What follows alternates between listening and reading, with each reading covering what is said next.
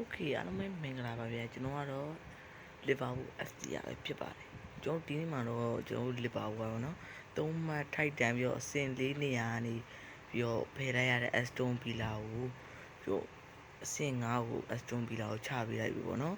ဟို Liverpool နဲ့ Man U နဲ့ကကျွန်တော် Manchester United နဲ့ကကျွန်တော်အမှတ်တူသွားပြီပေါ့เนาะ Liverpool ကတော့ Manchester United ကတော့ကျွန်တော်တို့အနေနဲ့အရှိ29ရက်နေ့ညတနာရီခွဲမှာပေါ့နော်မြန်မာစံတော်ချိန်ညတနာရီခွဲမှာကျွန်တော်စကမ်းမယ်သူအဲ့ပွဲမှာတည်ကြခဲ့မယ်ဆိုတမတ်နဲ့သူတို့ကျင်းနေရမယ်အဲကြောင့်မို့ကျွန်တော်အခွင့်အရေးရတော့လေးယူထားတာကောင်းတယ်3-1ဆိုတဲ့ရတာကကွီးနဲ့ကိုခဏလေးမိနစ်60ကိုခဏဘေးဖယ်ထားလိုက်မာတီတာရဲ့တွင်ကိုလည်းမဟုတ်မာတီတာမဟုတ်အကောင်နာမည်မိအမ်နဲ့စားတော့မှားပါမာတီတာနာမည်ဆိုကျွန်တော်နောက်ဆုံးမိနစ်66မိနစ်ရောက်မှာဖလိုရီယန်ဗစ်တွင်းသွားတဲ့အလုံးကနည်းနည်းလှတဲ့အလုံးလို့ပြောလို့ရတယ်နော်အီဆက်ကတော့အစပွဲထွက်ဦးဆောင်ကိုတွင်ပေးတယ်ပြီးကြတော့ကျွန်တော်တို့အနေနဲ့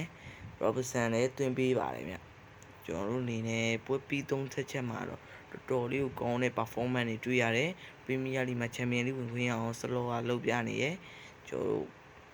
တော်လေးကောင်းတဲ့ performance တွေကိုတွေ့ရတယ် sorry ကျွန်တော်ကောင်းတဲ့ performance တွေကိုတွေ့ရပြီးကျွန်တော်အဆင်ပြေရဲ့အနေအထားကိုအဆင့်4နေရာရောက်သွားပြီချန်ပီယံလိဝင်ခွင့်ရတယ်ပေါ့နော်အဲကြောင့်မို့ကျွန်တော်ပွဲပြီး3ချက်ကတော့ဒီလောက်ပါပဲ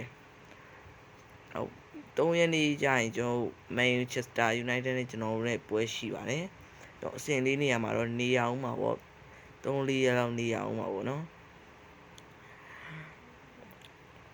ဟိုတက်တော့မီးပြတ်နေလို့ပေါ့နော်အခုမှမီးပြန်လာလို့ကျွန်တော် live stream လွှင့်ပြတာပါ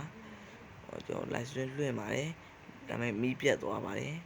live stream လွှင့်ဖို့နေရာမှာပဲမီးရပြတ်သွားတော့ကျွန်တော်လည်းလွှင့်မတတ်တော့ okay အားလုံးပဲတိုင်ပင်ကြပါအောင်ဆွေးနွေးကြပါအောင်ကျွန်တော်တို့ဘယ်လိုထင်လဲဆိုတော့နိုင်ပွဲလို့ပဲထင်ပါတယ်ဒီဘောက်အတွက်အကောင်းဆုံးနိုင်ပွဲပေါ့နော်3ပွဲစတိုက်နိုင်ပြီးတော့တပွဲရှုံးပြီးတော့တပွဲသိကြထားတယ်ပေါ့နော်အားလုံးပဲကျေးဇူးတင်ပါတယ်လာကြည့်ပြီးတော့